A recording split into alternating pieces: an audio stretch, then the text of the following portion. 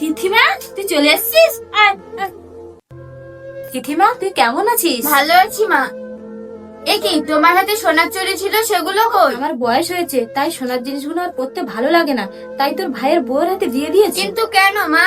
তোর বয়স হয়েছে আর আমার কিছু মনে থাকে না। তোর বৌদি তো খুব বুদ্ধিমতী, তাই তোর বৌদির কাছে রেখে দিয়েছি। আর ওর কাছে থাকলে আমি নিশ্চিন্তে থাকতে পারি। আর তুমি না মা ভীষণ সাদাসিধে, লাখ টাকার গয়না নিজের কাছে না রেখে কেউ অন্যের কাছে রাখে। কিন্তু অসুবিধাটা কোথায়? আরে মা, তুমি কিছুই জানো না। এখনকার বউরা কত চালাক। আমাদের পাড়ায় একটা বউ তার শাশুড়িকে ঠকিয়ে কত গয়না নিয়ে নিয়েছে। কি করে?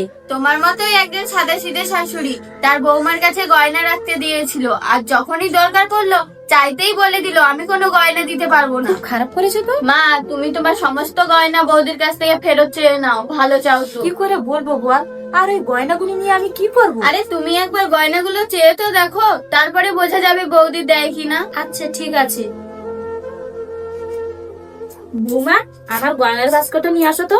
আচ্ছা ঠিক আছে মা, আমি নিয়ে আসছি। এই নিন মা, দেখে নিন সব গয়না ঠিকঠাক আছে কিনা।